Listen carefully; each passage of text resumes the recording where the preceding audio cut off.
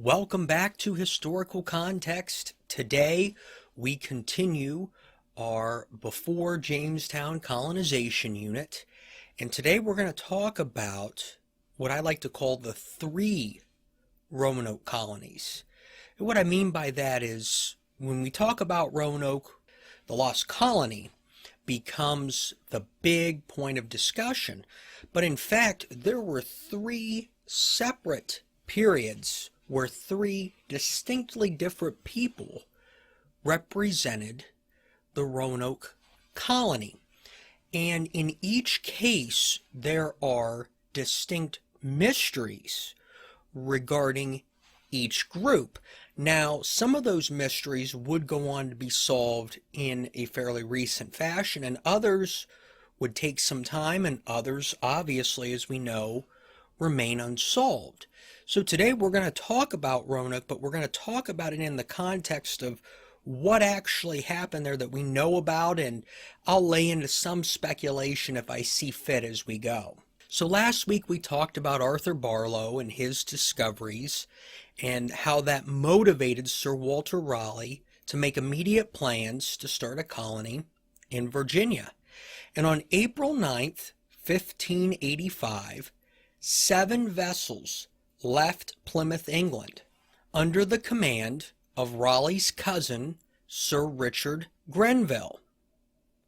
Ralph Lane, who was a member of the expedition, did a majority of the writing about the establishment of the Roanoke colony. Early in the writing, however, he discusses actually another part of the East Coast. Let's have a look. But the territory and soil of the Chesapeakeans, being distant 15 miles from the shore, was for pleasantness of seat, for temperature of climate, for fertile of soil, and for the commodity of the sea, besides multitude of bears, with great woods of sassafras and walnut trees, is not to be excelled by any other whatsoever. So Lane here is mentioning the Chesapeake Bay, which is further to the north than Roanoke. And he mentions and holds Chesapeake Bay in a high regard, which I think begins the reputation of that area moving towards what would ultimately become Jamestown.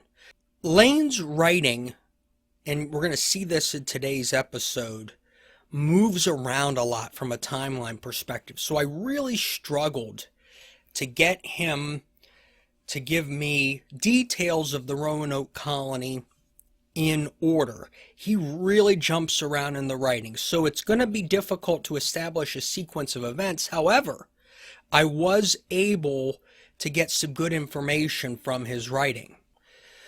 What is not mentioned in Lane's writing is that apparently he and Sir Grenville did not get along very well. And the writing also seems to be missing some significant timelines. And what we do know is, and again, go to last week's episode to see the whole context of the choice of Roanoke Island, but Grenville essentially dropped off Lane and approximately 100 other colonists on Roanoke Island. It was Grenville's intent to return the following year, 1586, with supplies. So Grenville leaves, they'll wait for him to supply them. Lane mentions that the natives have access to a mineral, and he believes that that mineral is copper, and that the natives were actually able to melt it for their use, which if you think about are several episodes where we've talked about natives, that is a rare characteristic for any native tribe in North America. Lane notes a big problem and a big challenge in the environment of Roanoke Island. Let's have a look at his writing. For at that time we had no wares for fish, neither could our men skill of making for them, neither had we 1 grain of corn for seed to put in the ground. And this is where starvation already early on starts to set in on the island. The men do not have the, as he put it, wares for fishing, nor the skills to make the wares.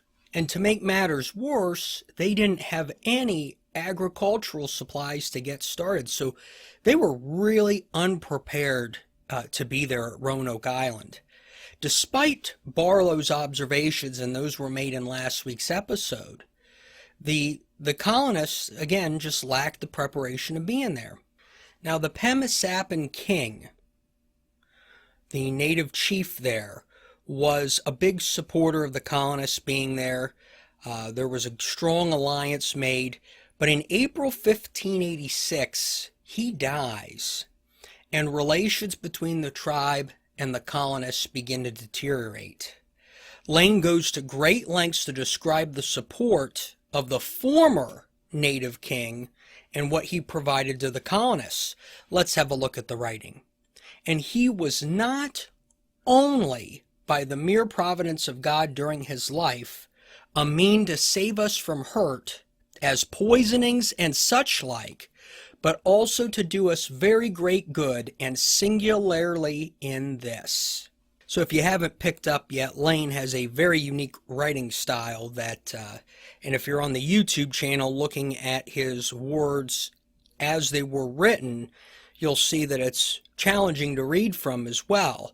But essentially, Lane really portrays this native king as an important safety barrier between the colonists and the rougher relations with that native tribe. Lane goes on to add that conflict was occurring between the colonists and two other tribes, the Chenoists and the Mangoic tribes. And the Chenoists are going to be of interesting characteristic later on. He also adds that starvation continues to spread amongst the colony, and relations with the Penisappans just continue to deteriorate. The colonists go to take a few of them hostage. It gets that bad. They take a few of them hostage, to which the tribe responds by apparently giving the colonists what they wanted. You would think that would be food, but what it was to recognize the Queen of England as their sovereign ruler. So that leads me to question, how great was this starvation if they're taking people hostage in exchange for recognition of sovereign rulers? It's an interesting twist of events. As starvation continues, Lane says something that I think can give us a potential clue as to what would happen to later colonists. Let's have a look. For the famine grew so extreme among us, our wares failing us of fish, that I was enforced to send Captain Stafford with 20 with him to Croatan to serve 2 turns in one, that is to say, to feed himself and his company, and also to keep watch if any shipping came upon the coast to warn us of the same. So here in this case, you have men going to Croatan and probably not voluntarily taking food, if I had to guess. And so that trip, while there wasn't much else divulged, I think can give us some possible context later on when we look at what future colonists do.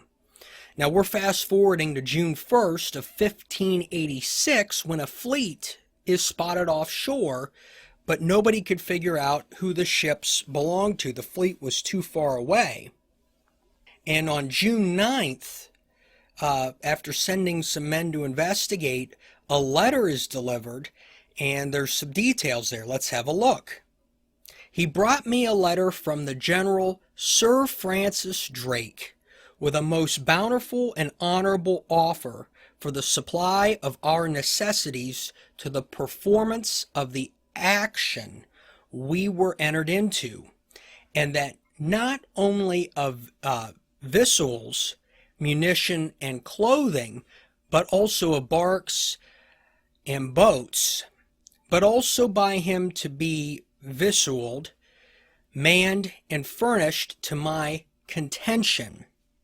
So, and I apologize, I think I have definitely butchered one or two of those words, but essentially Sir Francis Drake, an English explorer, comes along and offers to supply the colony, which is great because they're waiting for a supply ship to come, and that would be Richard Grenville, and it has not come back.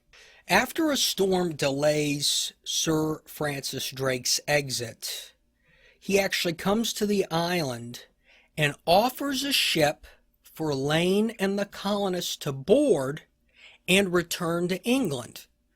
Now, this is, quite a tempting offer because things aren't going well. Relations are falling apart, supplies, food, everything's low. And so Lane calls his men together and considers the situation, the shortages, the poor relations, the overdue promise of Grenville's return. They're still waiting for him. And Lane's men agree to take Drake's offer and return to England. On June 18th, 1586, Ralph Lane and the Roanoke colonists left with Sir Francis Drake for England. So the colony is gone.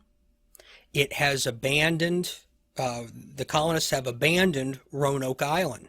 Now here's where it gets interesting. Just a couple of weeks later, Sir Richard Grenville arrives with supplies, and obviously, to his great disdain, he finds the colony empty, abandoned, and he sails around looking for the colonists, yet he cannot find them. He decides to preserve the colony. And this is from Lane's writing. Let's have a look. Yet unwilling to lose the possession of the country which Englishmen had so long held, after good deliberation he determined to leave some men behind to retain possession of the country, whereupon he landed 15 men in the Isle of Roanoke, furnished plentifully with all manner of provision for 2 years, and so departed for England. So 15 men remain in Roanoke with 2 years' worth of supplies, and Grenville returns to England. While this is going on, well, when Grenville gets back, Sir Walter Raleigh enlists the help of a gentleman by the name of John White to help resettle Roanoke Island. Now, once Grenville returned to England, he learned what had happened to the colonists of Roanoke Island because they had returned with Sir Francis Drake. But during that period of time, there was mystery as to what happened to them. So John White, in May of 1587, just about a year later, puts together an expedition of 150 new settlers and leaves for Roanoke Island. John White keeps a journal that we will be reading now from this point out. Ralph Lane is gone, and now enter John White for our readings.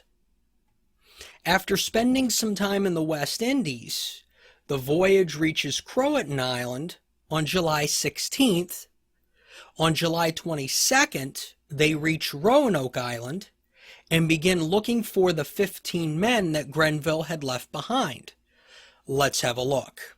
The same night at sunset, went a land on the island, in place where our 15 men were left behind, but we found none of them, nor any sign that they had been there, saving only we found the bones of one of those 15 which the savages had slain long before.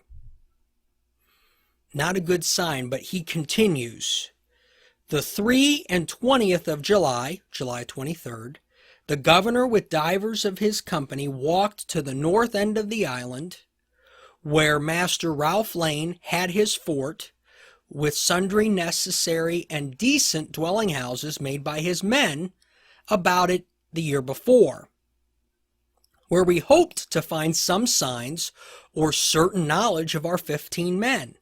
When we came thither, we found the fort razed down, but all the houses standing unhurt, saving that the nether rooms of them and also of the fort were overgrown with melons of diverse sorts, and deer within them feeding on those melons. So we returned to our company without hope of ever seeing any of the 15 men living. So that 15 men were the second group of colonists at Roanoke Island, and they're gone. They found the bones of one, but they couldn't find any evidence of anything else. The fort was torn down, and the houses were overgrown with melons, which makes me believe that they had planted some agriculture and it had grown out of control. It's important to note now within this group, this new group at the island, that there's no military presence. Orders were given to rebuild the houses and to build more houses. If you'll recall, there was 100 settlers in the first colonial group, 15 in the second, now 150 in the third, so they need to build more houses. On July 28th, there was a murder. Let's have a look at the writing. George Howe, one of our 12 assistants, was slain by savages, which were come over to Roanoke, either of purpose to spy our company and what number we were, or else to hunt deer, whereof many in the island.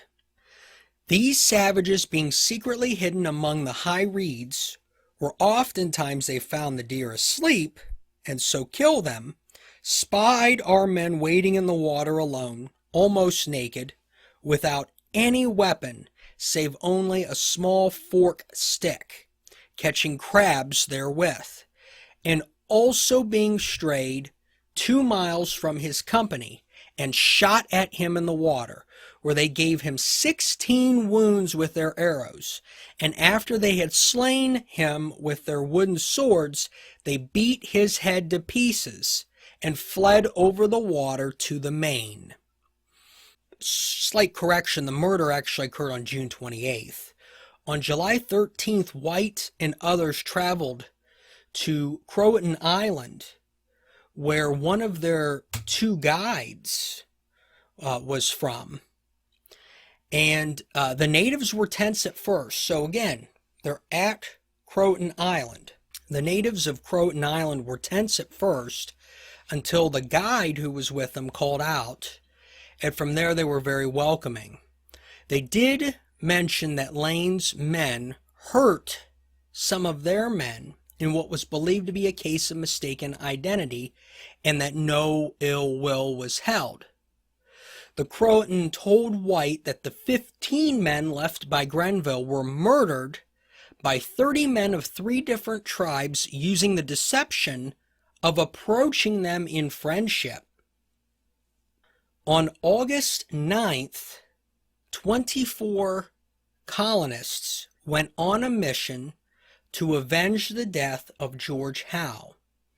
With their native guide, they found the enemy village, but there was a big problem. Let's look at the writing.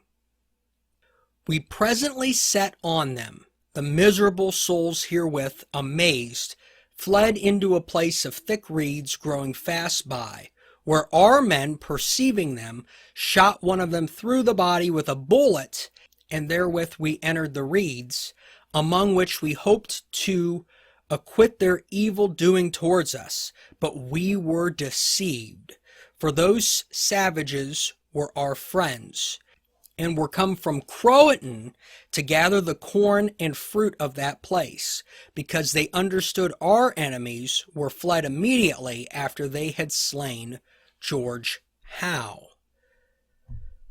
So they end up killing a Croatan ally, because the Croatans heard and knew that this other tribe had fled, so they went over to gather their food. And in the process, they were attacked by their allies, and one person was killed. the mistake was realized quickly, and both groups parted ways. On August 18th, Virginia Dare is born to John White's daughter, so she is John White's granddaughter, becoming the first English child born in an English colony. On August 22nd, John White's assistants request he return to England to bring back more supplies. White refuses to do this, but a couple of days later, more colonists become insistent that they are in need of supplies. So White had a short legal agreement drawn up, which was actually included in his journal on August 25th. And on August 28th, John White and a group left for England, and after a few stops, they arrived in England on November 8th. White's journal concludes in a most unusual way. Let's have a look. The names of the chief men that died are these: Roger Large, John Matthew, Thomas Smith, and some other sailors whose names I knew not at the writing thereof. White is trying to describe who was lost during this period of time, and clearly there were people that were just completely forgotten about. And I find that a bit unusual, a bit interesting, but nonetheless it is what it is. White intended to return to Roanoke Island with supplies within a year, and Sir Richard Grenville was also preparing supplies, but everything got slammed to a halt with the Spanish Armada sailing around to attack England. And as a result of this, the English government would require all vessels to be put into use to defend England. Because of the war with Spain, Grenville was given military assignments, and in one of those battles he would actually die in 1591. John White was able to find two ships that were unable to serve in the military, and he actually set sail for Roanoke the next year in 1588. But French pirates robbed them, and they were forced to return to England.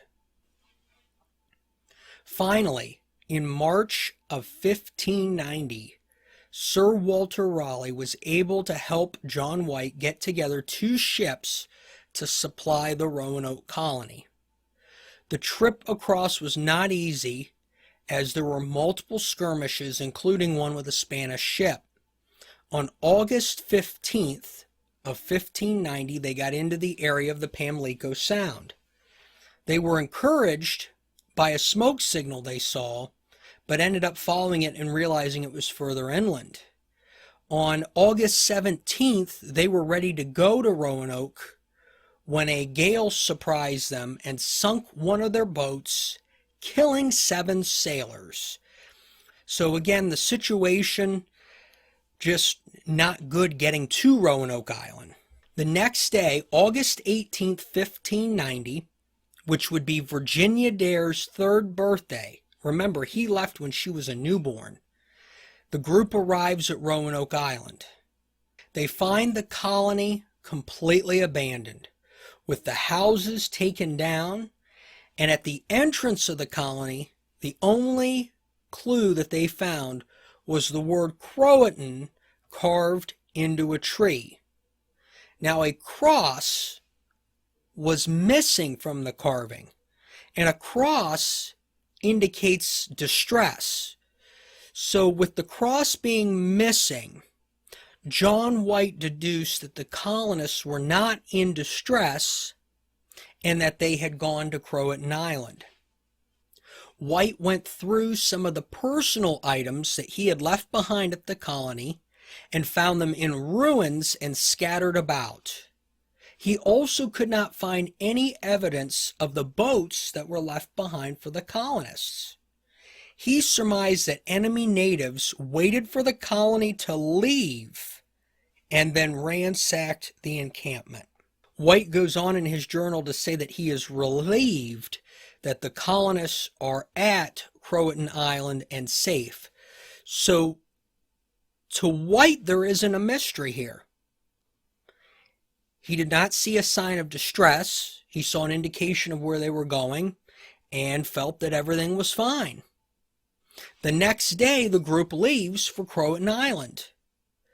But as they're leaving, 2 anchors malfunction and the weather turns against them, so they decided to return to England via the West Indies.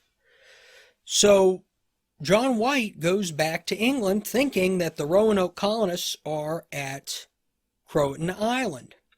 Now here's where the mystery deepens. There was little effort, if any, made to verify that the colonists had made it to Croatan Island. In fact, between the years 1590 and 1607, there are no verified visits to that location. In fact, the closest thing to an attempted verification that could be found was in 1701, 111 years later. John Lawson would visit Hatteras Island, which was right in that area, and he said that he found natives who had European characteristics and who said their ancestors were white. This lends to the notion that the colonists moved to Croatan Island and assimilated with the natives there.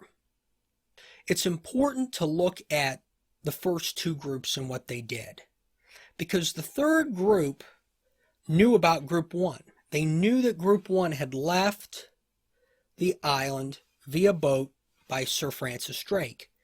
They could have done the same thing and sank out in the ocean and been lost. They could have actually sank on their way to Croatan Island, even. They could have gotten into a hostile situation. Remember, the 15 people that were left behind and only 1 body found were in a hostile situation, and pretty much all evidence of them had been gone. But at the end of the day, we ultimately don't know what happened to those people. They are as lost and as mysterious as John Cabot. And so we have to leave it essentially at that point and move forward. As for Richard Grenville, I had said that he died in battle in 1591. Ralph Lane was hurt in an Irish rebellion in 1594 and would die in 1603. And as for Sir Walter Raleigh, when Queen Elizabeth died and King James rose to the crown, he did not like Sir Walter Raleigh like Queen Elizabeth did. And Sir Walter Raleigh would end up ultimately being executed in October of 1618, having never visited the Roanoke colony. So now, where does the story of colonization go from here? A lot of people would think that it is time now for the Jamestown colony, and it isn't. We have 1 episode left in this unit, and it is the colonization of New Mexico, which occurred before Jamestown. And we'll talk about that next time on Historical Context.